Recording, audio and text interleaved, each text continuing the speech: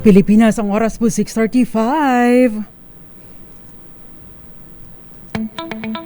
May problema ka ba sa batas? Hihimayin yan ng Panyera ng Bayan, Attorney Rina Seco sa Usapang Legal. Usapang Legal. Magandang gabi Pilipinas, ito pang programa ang Usapang Legal. Kasama po ang Panyera ng Bayan, Attorney Rina Seco para sa DZRH. Una sa Pilipinas, una sa Pilipino. Usapang Legal. Magandang gabi po sa inyong lahat. Happy Monday. Kumusta po ang start ng week so far? Medyo, parang makulimlim kaninang umaga. Hindi ko alam kung ano ang sitwasyon ngayon sa labas. Pero meron pong typhoon signal as of 5 p.m. Meron pong mga lugar lalong-lalo na ang Polillo Islands, Camarines Norte, Camarines Sur, Catanduanes, Albay, Sorsogon. I think meron pang iba, no?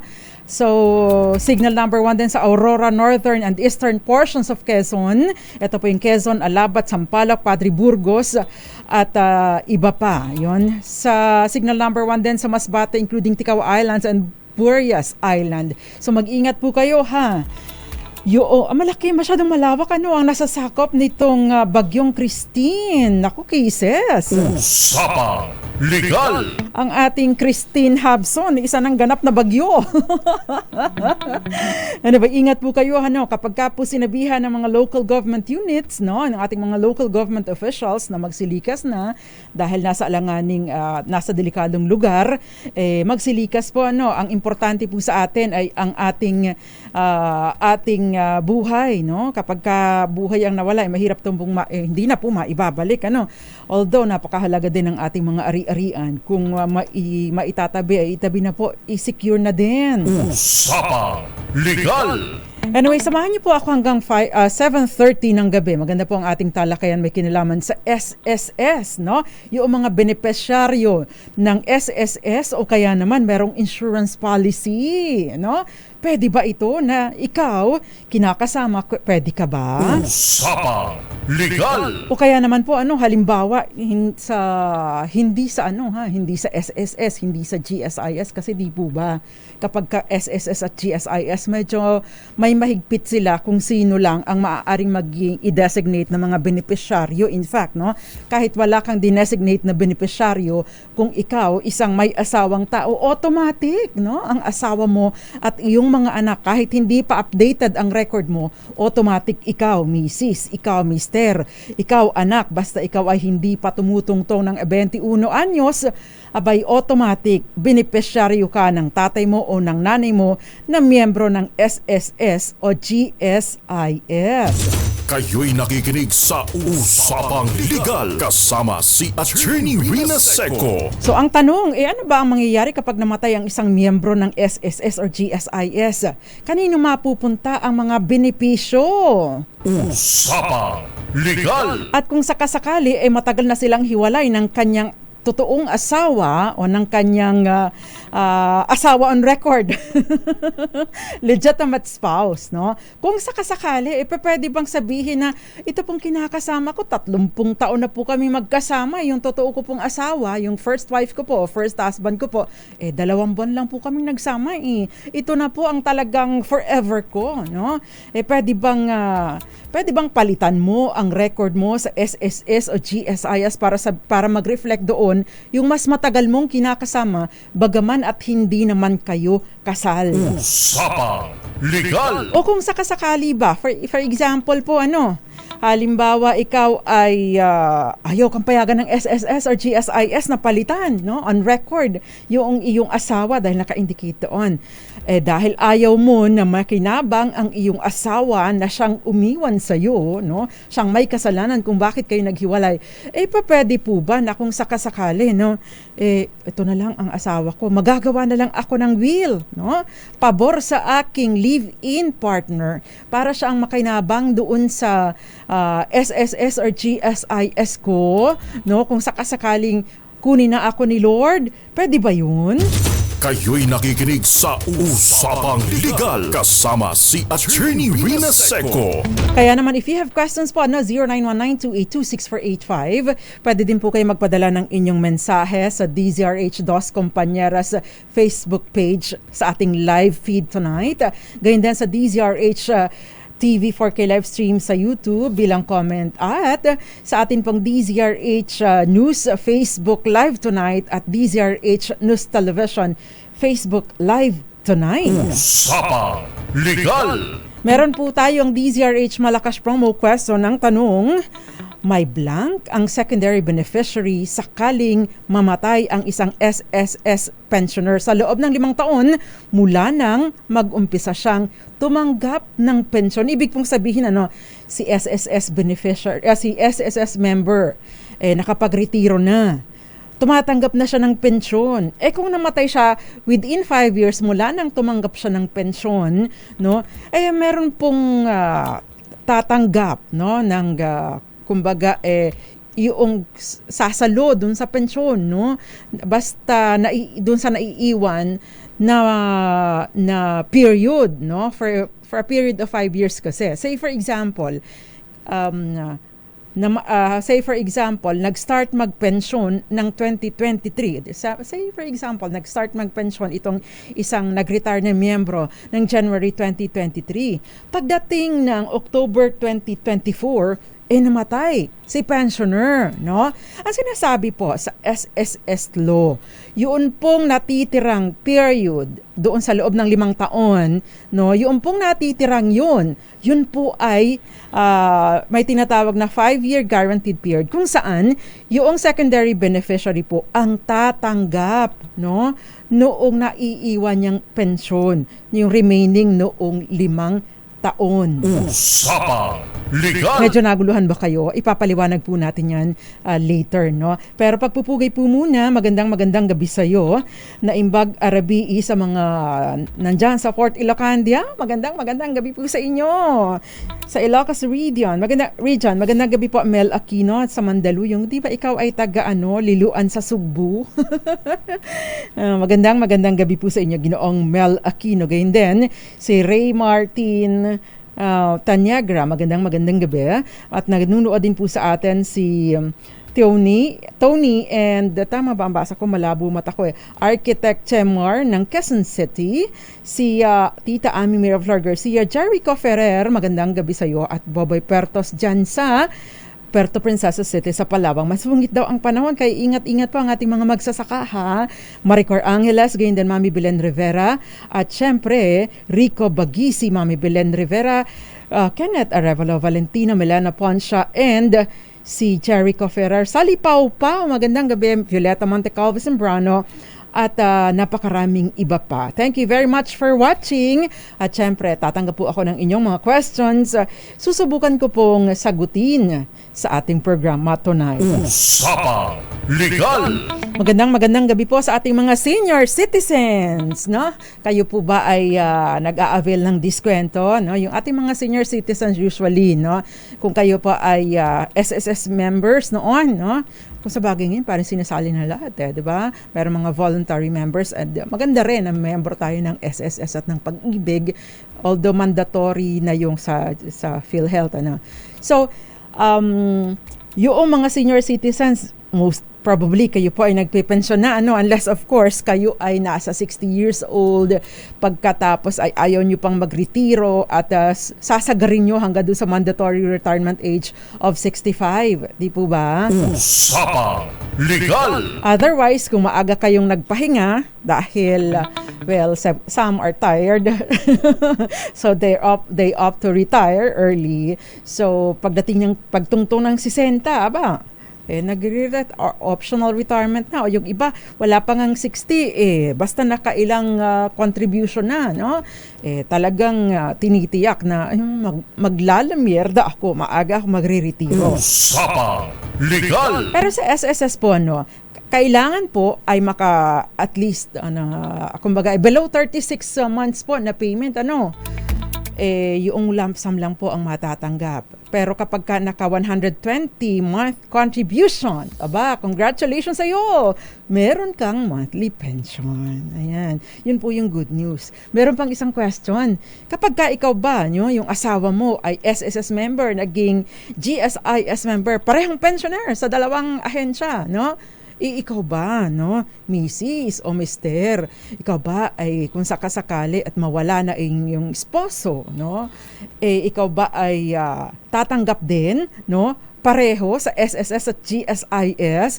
Yan po ang mga sasagutin pa natin sa atin pong pagbabalik. Usapang Legal! Ilan po muna mga paalala, Irene Almodovar, magandang gabi sa iyo. Gayon din sa iyo, si Joby Barbecho nagbabalik.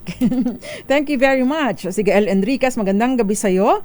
Kumusta ka na, Gael Enriquez? Wilson Aldea Jr. at Wilson Aldea Sr. Diyan sa San Antonio, Zambales at Fem Mosquita, magandang gabi sa iyo.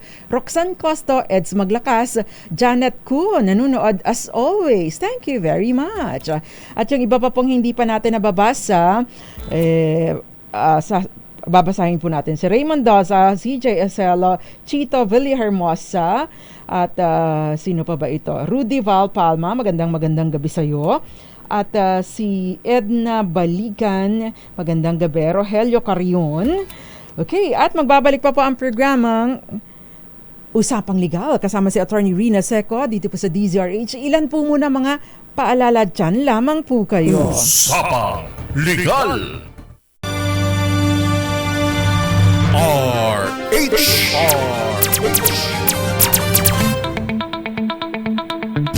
Kayo'y nakikinig sa Usapang Legal kasama si Attorney Rina Seco. Usapang Legal! Nagbabalik pa ang Usapang Legal kasama po si Attorney Rina Seco dito lang po sa DZRH. Magandang gabi sa iyo, Baby Trixie. Bagong listener itong si Baby Trixie. Magandang gabi po sa inyo. Rowena Romero dyan sa General Trias, Cavite at maraming iba pa. Okay, si Joshua dyan sa Marinduque. Joshua Velasco, if I'm not mistaken. Magaling ako sa mga pangalan Thank you very much. And Peter Albia, thank you very much. Marcelo M.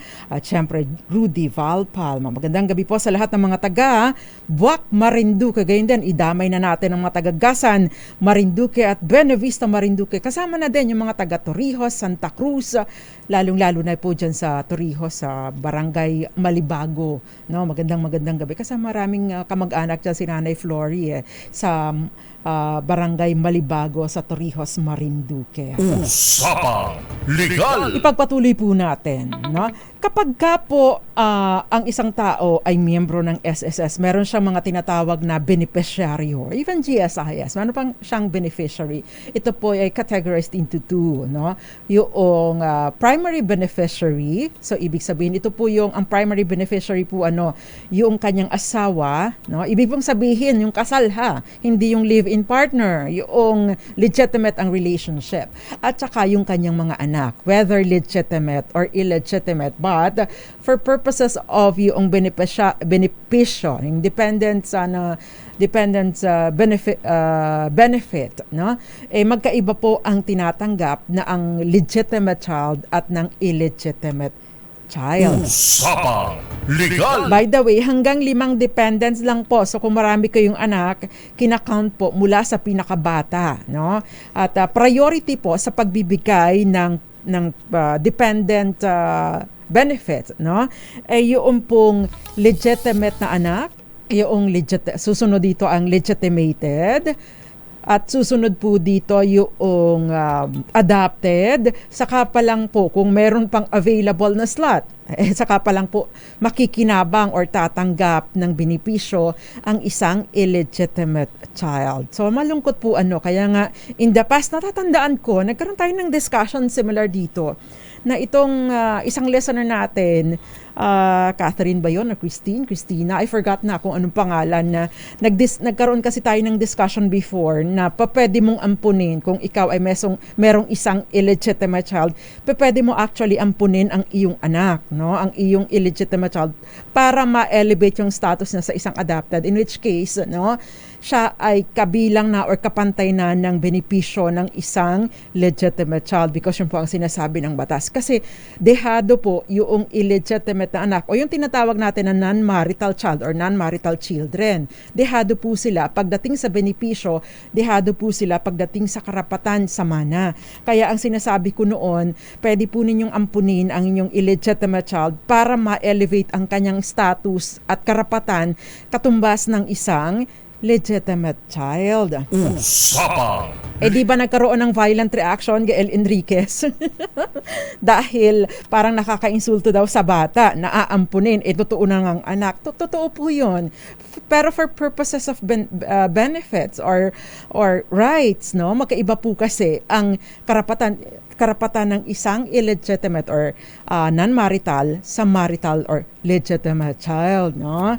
Kasi 50% lang po, no, ng katumbas ng 50% ng share ng isang marital or legitimate child ang share ng isang non-marital or illegitimate child. Usapang Legal. Diba, nakakalungkot, ano? So kawawa. So kung may halimbawa po si isang legitimate or marital child, no? Tapos yung isa ay halimbawa, meron siyang dalawang legitimate or marital children. Meron pa siyang ampon. Say for example, meron siyang ampon na say pamangkin pero legal ang pag-aampon. Tapos merong isang illegitimate or non-marital child. Anong mangyayari dito? Abay, kawawang-kawawa po, ano? Yung inampon ng legal, abay katumbas ng kanyang mga marital children ang share. Pero yung anak, dahil non-marital siya, 50% lang. Mas malaki pa ang matatanggap noong anak by fiction of law, di ba? Kawawa. Usapang Legal. Marites Liado, magandang gabi sa iyo, Aldous Villamater at Miss Charo Abraham. At syempre, Mirna de la Cruz, magandang gabi po sa inyo. Nora Abordo, dyan sa sa Baler, Aurora. Mag-ingat po kayo ha, meron pong bagyo. Usapang Legal. Ngayon, binanggit ko na medyo naligaw po ako, nalihis ng landas. Yun pong primary beneficiary, ito po yung asawa at saka yung kanyang mga anak. Ano? Yung asawa po, beneficiary siya for as long as hindi siya nag-aasawa pa o kaya hindi siya nakikipagrelasyon na nakikipag-live-in sa iba. No? Kapag ka po nakipag-live-in na o kaya nag-seek ng pangalawang gloria, ano ba yung tawag doon sa pangalawang, halimbawa si Mrs. nagkaroon ng pangalawang asawa, hindi ko alam kung anong tawag doon Yung lalaki nag-seek ng pangalawang asawa, no? Pangalawang gloria. Kapag kababae ang humanap, hindi ko alam kung anong tawag. Saklolohan nyo nga ako, kayo nakakaalam yan no?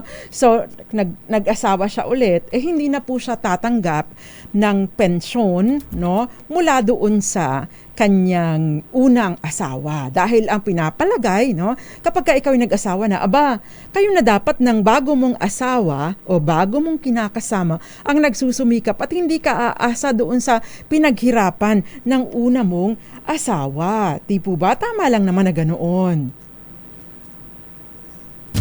Kayo'y nakikinig sa Usapang Legal kasama si Attorney Rina Seco. So ano nga po ba ang benepisyong matatanggap ng mga benepisyaryo ng namatay na miyembro? Siyempre, yung pong funeral benefit na nagre-range from 20,000 pesos depending on the number of your contributions. Yung at least isang hulog man lang, pero less than 36 months, fixed po sa 12,000. I'm not sure kung ito ay magkakaroon ng adjustment or what na. Fixed daw po sa 12,000 pesos. Tsaka yung meron pong monthly pension yung asawa, meron din pong dependents benefits, no? At tsaka meron pong 13th month pay kada Disyembre. Malapit nang mag-Disyembre, tatanggap na ng 13th month pay. Usapang Legal. So again, ano naman ang mangyayari kapag namatay ang isang miyembro, no? Syempre, kung namatay na siya ay active member pa, yung primary beneficiaries niya ay ang kanyang asawa at ang children below 21 years old, no? Ang sinasabi po doon sa SSS law ay kasama po doon sa deemed kasama po dito sa dependent children na below 21 years old yung whether legitimate or illegitimate or adopted. So sila po yung nasasaklaw noong dependent na children. However, no, gagamitin ko na po yung illegitimate at legitimate dahil yun mas naiintindihan, ano? Kasi kung kapag ka po ginamit ko yung usual na term na marital and non-marital, yung mga hindi po o yung mga hindi familiar, baka malito po kayo. Ano? Basta yung anak sa labas, yung illegitimate or non-marital, at saka po yung legitimate, yung marital child o yung anak na yung bata na ipinanganak habang kasal na o kaya legitimated. O ibig sabihin walang hadlang, ipinanganak na walang hadlang ang mga magulang bago na magpakasal and eventually nagpakasal silang dalawa. Sila yung mga tinatawag na legitimate. Usapang Legal! Ayan. So, kapag po namatay yung active member, tinitingnan po, nakailang hulog ba siya? No? Kapag 120 monthly contributions ang naabot niya, abay meron pong pensyon. Ito yung tinatawag na survivorship pension. Ayan. However, kapag ka po, ang tatanggap din po itong mga anak na below 21 years old regardless of the status, no, kung ito ay marital, non-marital or adopted. But of course, subject doon sa yung share, yung makukuha po ng isang yung makukuha po ng isang illegitimate or non-marital child ay 50% lang of the amount na makukuha ng isang legitimate or marital child. Usapang Legal! Flash Report! Flash Report! Meron po tayong flash report. Dating Pangulong Duterte hindi dadalo sa Quadcom hearing bukas. RH12 Milky Rugunan, magandang gabi sa iyo. Magandang gabi sa Atty. Rina. Nag-abiso na si dating Pangulong Rodrigo Duterte na hindi makadadalo bukas sa hearing ng Quad Committee tungkol sa extrajudicial killings o EJK. Ito ay pinarating ng dating Pangulo sa pamamagitan ng kanyang counsel na si Martin Delgra III. Ay kay Delgra, nakatanggap sila ng sulat kahapon sa imbitasyon nga ng Quadcom pero short notice. Umano dahil kababalik lamang ng dating Pangulo sa Davao mula dito sa Metro Manila. Pero ayon kay Delgra, nananatili naman daw ang kagustuhan ng dating Pangulo na humarap sa hearing ng Quad Committee pero siguro sa mga susunod daw na pagdinig ng komite kung meron man nakaschedule sa buwan ng Nobyembre. Sulitin ko, Atty. Rina, bukas ay hindi makararating si dating Pangulong Rodrigo Duterte sa kabila naman ng imbitasyon ng Quad Committee na sa ay humarap sa hearing tungkol naman sa issue ng extrajudicial killings. Ako si Milky Rugunan, nagulat para sa DZRH, una sa Pilipinas, una sa Pilipino. Flash Report! Flash Report! Maraming salamat sa iyo, Ms. Milky Rugunan, kaugnay sa iyong report na dating Pangulong Duterte hindi dadalo sa Quadcom hearing bukas. Antabayanan po yung mga susunod na hearings dahil kung meron pang mga susunod, baka daw maka-attend doon si Pangulong Duterte. Willing naman daw po siya. Usapang Legal!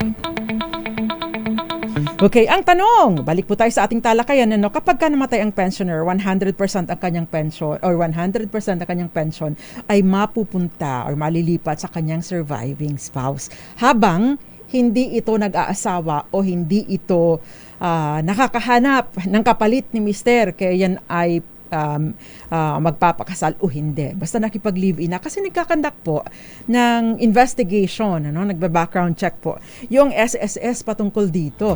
Kaya nga natatandaan po ninyo, there was a case na yung babae, si Mrs. ay nagkiklaim ng kanyang pensyon and natigil po ito. Bakit? Nagreklamo siya. Bakit? Kasi bigla pong natigil. Yun pala, dahil nag-conduct ng investigation, nag-background check, yung SSS, nalaman na siya ay meron ng bagong kinakasama. And therefore, sabi, hindi ka na makakakuha ng pensyon, dahil nag-asawa ka na kahit pa kayo ay hindi kasal ng bago mong kinakasama. Dahil yung bagong kinakasama, ang dapat na siyang katuwang mo, hindi na yung dati mong asawa na yumauna. Usapang Legal! Okay. Now, kapag ka po, paano kung ang namatay na pensioner ay walang asawa? Ayan, eto ngayon. Walang asawa, no? tapos walang anak, no? Meron pong tinatawag na 5-year guaranteed period. Anong ibig sabihin nito?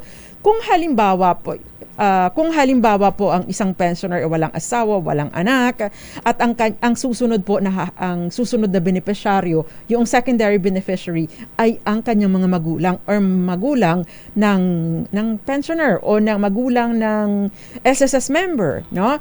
Ito pong yung pong secondary beneficiary ng SSS member, ang siya pong garantisadong tatanggap ng natitirang kanyang receivable pa doon sa 5 taon from the time of kanyang pagre-retire. Anong ibig sabihin nito? Kagaya ng in-example ko kanina, yun pong dapat na matanggap sa loob ng 5 taon. Yung halimbawa, na-consume na niya, natanggap na yung good for 1 year. So, yung good for 4 years, yun po ang matatanggap ng kanyang secondary beneficiary. Again, ang secondary beneficiary po ay ang mga magulang ng isang pensioner or ng isang SSS member.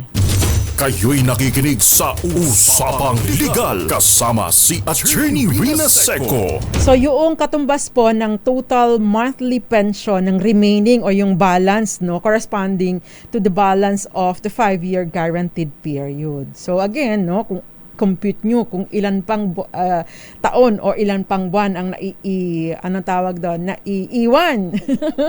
doon sa 5 taon. Usapang Legal. So ang tanong, paano kung wala pong anak, wala pong magulang, no? Ano po ang mangyayari, no? Kung wala pong designated beneficiary, ang sinasabi po, saka pa lang mag-ooperate, no? Yung provision ng civil code, no? Patungkol doon sa sino yung kanyang mga next na heirs, no? Parang masasali po ito sa kanyang estate at kung sino ang kasunod na magmamana, kasi di ba, yung mga compulsory heirs yung asawa at anak, kung walang anak at walang asawa, yung magulang, at kapag wala na ito, syempre, yung mga siblings, yung mga kapatid. Saka lang po papasok yun. Again, following yung provisions ng Civil Code. Usapang Legal. So yung mga heirs, no? Anyway, attorney, may kinakasama po ako na wala naman pong sabit. Walang sabit. Ibig sabihin, single, not ready to mingle dahil meron ka live-in. Bale, pareho po kaming single pero wala pang anak. Pwede ba siya ang beneficiaryo ko sa SSS?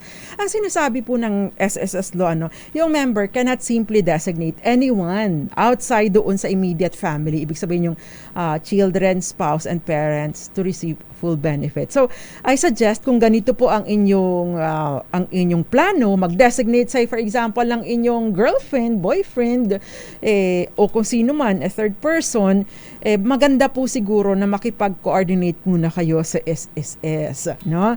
Dahil iba pong usapin kapag yung batas, iba pong usapin kung yung ibang insurance ang pag-uusapan, hindi itong under ng SSS or GSIS. Say for example, yung under ng insurance code, yung kumuha kayo ng life insurance policy, iba po ang sasaklaw doon kasi basta meron pong, ang tawag doon, meron pong insurable interest, yun pala yun. Basta meron pong insurable interest, pwede po yun. Pero for purposes of beneficiary sa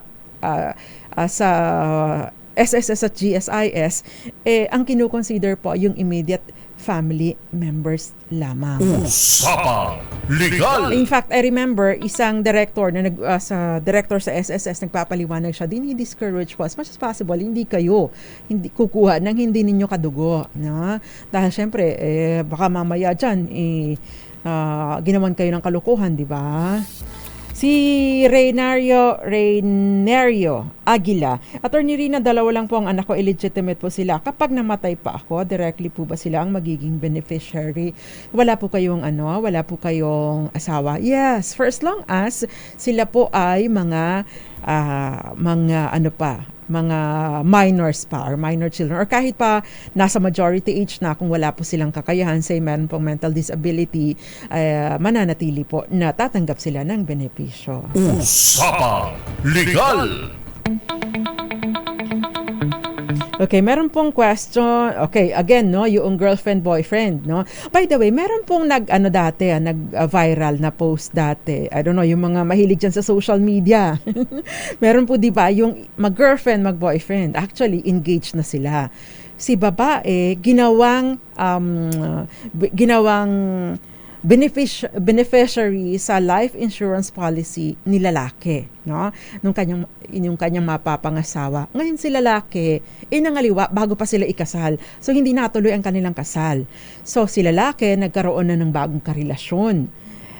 Si lalaki yung designation ng kanyang dating girlfriend nung na ka-engage na naghiwalay na sila hindi po napalitan, no? Hindi siya napalitan bilang primary beneficiary ng kanyang life insurance policy. Ngayon namatay si lalaki. Di ba naging diskusyon ito, nakatanggap si babae ng 1 milyong piso dahil hindi napalitan yung designated beneficiary ng life insurance policy. Pwede po ito. Nasa ilalim po ito ng insurance law. Kayo'y nakikinig sa Usapang Legal kasama si Attorney Rina Seco. Okay, by the way, kung halimbawa po ang isang miyembro ng SSS, nung single pa siya, nag-member siya ng SSS, designated beneficiary niya ay ang kanyang nanay o kanyang tatay, ang kanyang mga magulang, and eventually nag-asawa siya. Tapos hindi niya napalitan or na-update ang record niya sa SSS or GSIS. Pwede ba kung halimbawang mamatay itong si lalaki, no? Pwede bang yung asawa niya at kanyang anak ang mag-claim kahit pa yung designated beneficiary niya nung nakalagay doon sa record, magulang pa niya, no? Pwede bang makaklaim yung kanyang asawa? Usapang Legal! The answer is yes, because the primary beneficiary sa ating SSS at GSIS ay ang asawa at anak. Kahit pa po nakalagay doon sa record na si nanay at si tatay ang aking beneficiaryo, no, kung ito po ay nag-asawa at bagamat hindi na-update ang record, ang kanya pong asawa, basta mapakita po ang kanilang marriage certificate, maari po ito or siya po talaga ang makaka-claim, no?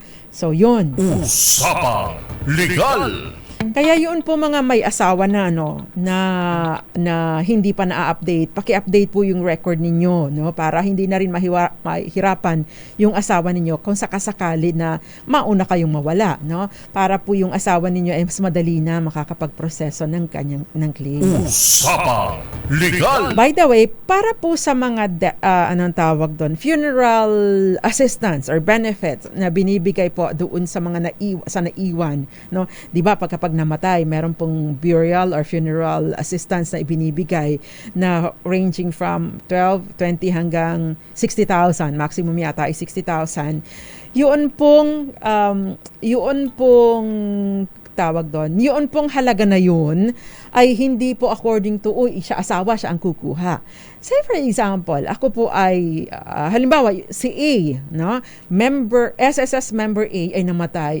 May asawa si SSS member A na si B. Pero walang kakayanan at ang nagpalibing, nag-asikaso ng pagpapabura at pagpapalibing at lahat ng mga expenses na ito ay nag-asikaso yung kapatid, say for example, kapatid ni A na si C, no?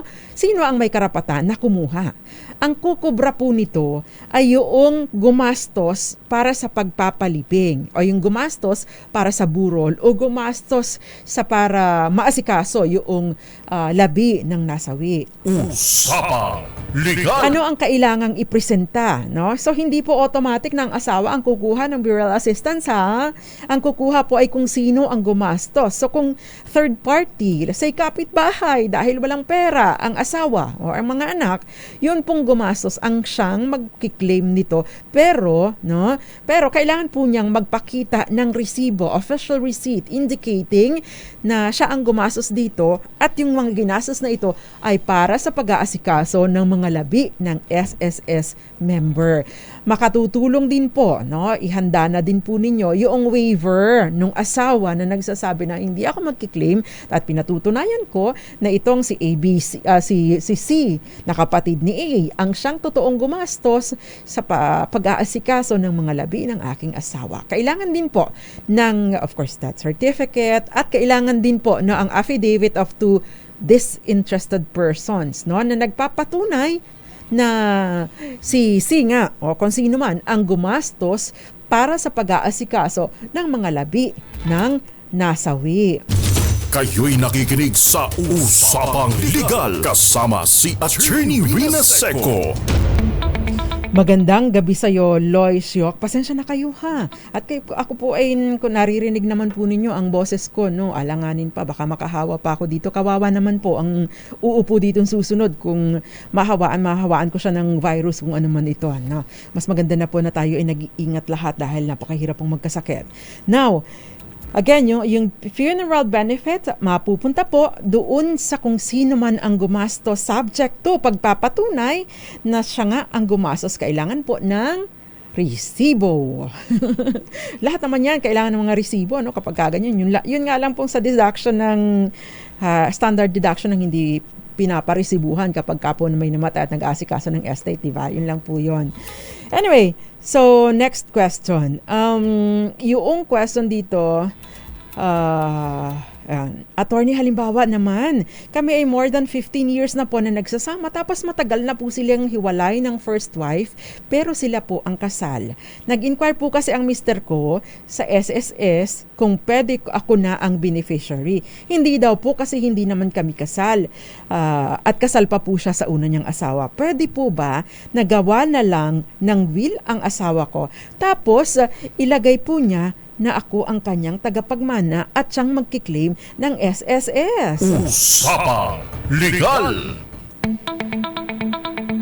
Okay, so, ayan, ito na yung mahiwagang tanong. Ang tanong, no, ay pwede ba na ibaliwala mo yung designation ng iyong asawa bilang benepisyaryo sa pamamagitan ng paggagawa ng or pag-iwan ng isang will na nagde-designate sa iyong kinakasama bilang benepisyaryo? Pwede ba itong baliwalain ang designation ng iyong asawa sa pamamagitan ng will? Usapang Legal. The answer is no. Ang sinasabi po sa Social Security Commission versus Azote, yung death benefits po under ng SSS ay hindi maaaring i-consider na property na i-dispatch sa pamamagitan ng holographic will. Nag-ooperate lamang po yung succession, no? Doon sa, nag-ooperate or applicable lamang po yung batas sa succession o pagmamana. Kung halimbawa po, no, ay wala ng primary at wala ring secondary beneficiary, no? So, yun, hindi po pwedeng baliwalain, no?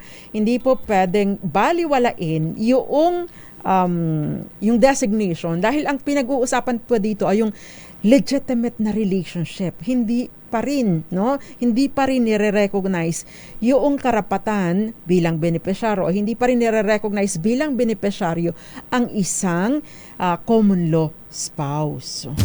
Kayo'y nakikinig sa Usapang Legal kasama si Attorney Rina Seco. Bago po tayo bumalik, bago po tayo mag-commercial, meron pong question dito. Paano kung hindi nahuhulugan ng SSS at 1 year na po? Kung hindi po nahuhulugan ng SSS, ang tinitingnan po kasi ay yung total number of contributions, ilang months, no? Yung pong 36 months, lump sum, no? Umabot ng 36 months, meron pong lump sum. Pero yung para makakuha po ng pensyon, dapat ay nakaumabot kayo ng 120 contributions. So, Loy Siok, magandang gabi po sa inyo. Ito, merong question si Rainierio Aguila. Sabi niya, follow-up question, paano kung yung dalawang illegitimate children ko ay maging 21 years old na? Sino po magiging benepisyaryo? Okay. And, ang magiging beneficiary po, no, tatanggap ng dependents beneficiary based on the phrase itself, yun pong dependent pa. So, ibig sabihin, minor de edad pa. Usapang Legal. Ayun. So, wala na pong recourse kapag lagpasan ng 21. Yun ang malungkot. Sabi niya, "Oy, good evening Dante Reyes. Magandang gabi din po sa iyo. Si Rowena Romero, thank you." Sabi niya, "Sila kasi ang immediate family." Opo. Wala na pong pension ko this month. Need ko okay. Anong ibig mong sabihin, Miss Irene Almodovar? Okay.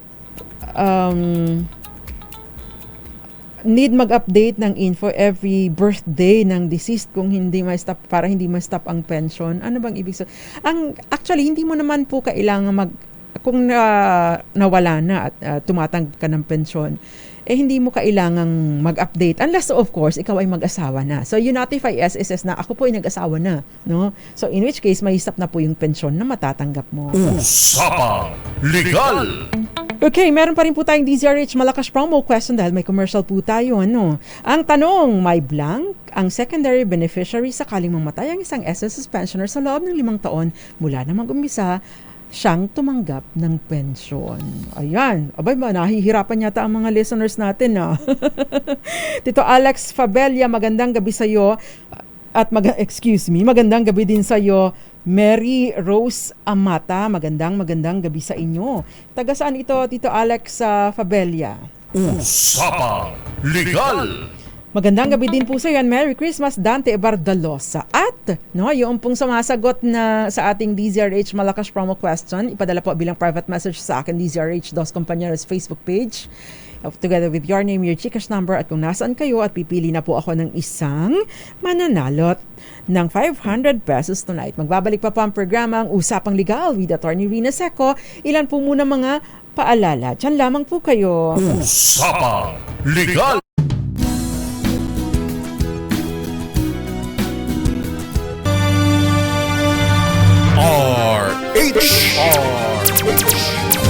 Kayo'y nakikinig sa Usapang Legal kasama si Attorney Rina Seco. Usapang Legal. Mukhang nahirapan ang ating mga listeners doon sa tamang sagot. Although tama naman yung pension, pero hindi po enough, no? Kasi ang sinasabi po ng batas, hindi naman talaga siya pension for purposes of like a lifetime pension, no? Kapag ka po secondary beneficiary lamang ang available. So ang mangyayari po, merong 5-year guaranteed period, no, na pension. Actually nagiging lump sum. So kumbaga pwede mo siyang i-claim, no? Which is also good, Usapang Legal. Kaya yung mga magulang diyan, akong asawa nyo, akong ang anak nyo ay walang benepisyaryo, no? Wala ang asawa, walang anak, ikaw, nanay, ikaw, tatay ang tatanggap, yung balanse ng 5 taon na natitira. So ibig sabihin, kung namatay agad, pagka-retire, namatay agad, 1 buwan lang, ibig sabihin, merong 4 years and 11 months, katunggabas noon, ang makiklaim mo mula sa SSS. Ayan, eto. Kung life insurance policy po at hindi po SSS, pwede po ba halimbawa live-in partners, girlfriend pa lang, no? Meron pong tinatawag na insurable interest, no? Ito po yung nakalagay doon sa insurance code na valid po, no? Valid po naman ito for as long as, no, hindi po kasal o wala pong sabit ang isa sa inyo. Ano ibig sabihin nito? Kung ikaw kumukuha ng insurance policy, ay ikaw ay may asawa na, hindi papayag o hindi pa pwede yung live-in partner mo, asawa mo pa din, no? O kung halimbawa naman yung dinidesignate mo may asawa, no? At meron kayong illicit relationship, ay hindi pa din pwede. Usapang Legal. Pero valid pa din po, no? Valid pa rin po for purposes of yung benepisyo doon sa designation ng mga non-marital children. So, anong ibig sabihin nito? O sige, baliwala na yung live-in partner mo, pero yung anak mo, makakabenepisyo. Pwede po sila. Usapang Legal. So again, valid po ang insurance contract, pero yung proceeds ng mistress mo o ng paramour mo, mapupunta po sa anak. The law does not prohibit the illegitimate children from being the beneficiary. So, hindi po pinagbabawalan. Ang pinagbabawal po, yung i-name mo doon o i-designate mo as a beneficiary, yung mga ipinagbabawal ng batas. Because, again, no, ginagawa pa rin pong guide yung nandoon sa civil code na, yung nasa illicit relationship ay hindi po pwede maging beneficiaryo ng anumang insurance policy, no? Ang nananatili po ay syempre yung anak. Usapang Legal! Kasi di po ba bawal pong mag-donate sa mistress o sa paramour, no? Lagi po itong mababawi pa rin ng asawa, legal na asawa. Yun po ang advantage, no? Yun po ang isa sa mga karapatan na inilalaan lamang para sa legal na asawa. Kung halimbawa po, same-sex partners, pwede bang designation as beneficiary? Well, may insurable interest basta wala po kayong sabet, di wala pong problema. Pero kung ito ay sa SSS, hindi ko lang po alam kung pwede mag-coordinate po muna kayo. Usapang Legal! Kasi based on immediate family members po ang pwede, di po ba? Yun po ang sinasabi. Okay. Magandang gabi po, Attorney Rina. 7 taon po akong hinulugan ng employer ko sa SSS. Bali, 84 months po ito. So, bali 2019, nahinto po ito hanggang ngayon. Ano po ba ang maganda dito? Ay, ituloy nyo po. Di po ba? Pwede kayong, kung halimbawa, in-stop na kayo, hindi na kayo employed, pwede po kayong mag-voluntary member, di po ba? Para at least, ma-enjoy po ninyo yung hanggang at least 120. Abay, naka-80, 84 months na kayo, ilan na po lang yun. Kayang-kaya. Usapang Legal! Kung matagal na kaming hiwalay tapos namatay ang asawa ko, makaka-claim pa din po ba ako as beneficiary ng asawa ko? Unang-una, kailangan po ninyong patunayan na kayo ay partially dependent doon sa namatay ninyong asawa. Pangalawa, hindi pa kayo nag-aasawa, wala pa kayong ka-live-in or kasama sa bahay, bagong karelasyon, no? So, yun po ang kailangan ninyong patunayan. Attorney, sa case ko po, nag-file po ako ng SSS pension ng asawa ko 2023. Namatay po ang asawa ko 2022. May isa kaming anak. Kaso po, bago siya namatay, ay umuwi pa ako sa amin sa Mindanao. Bali, bahay naman po namin iyon. Ay, tapos hindi na po siya nagpapadala ng sustento. Tapos namatay po siya. Nag-claim po ako. Denied po ng SSS kasi sabi ng family niya, nung nag-investigate po ang SSS, ay hiwalay na kami. Usapang Legal! Habang asawa pa rin po kayo at hindi kayo nag-aasawa, ay may karapatan po kayo. Pwede po kayong mag-file ng motion for reconsideration sa Social Service Commission that is to be filed within 15 calendar days from the receipt noong desisyon. So, dapat lang po maaga po kayo.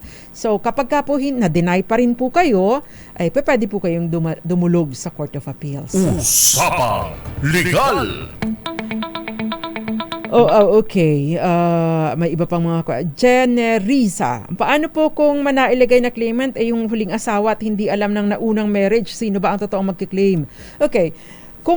Kung ganito po, ang totoo pong asawa ang siyang pwedeng mag-claim, no? Halimbawa, nagdalawang asawa kasi nung araw di po ba? Tama ba ako sa mga nag-asawa na dyan? Noong araw, hindi po naman stricto kapag yung sinomar. Dahil hindi naman po ito requirement, di ba? Para maging valid ang marriage, no? Dinagdag na lang ito kasi marami nga pong nagsisinungaling sa kanilang record, no? Pero, ang sinabi po sa isang kaso, si Asote or Asole, no? Ang sinasabi po, yung sitwasyon na yun, dalawa po yung naging asawa niya, no? Nakalagay po doon sa kanyang idineklara po niya ang kanyang pangalawang asawa. Pero hindi pa pala siya annulled, no? Hindi pa pala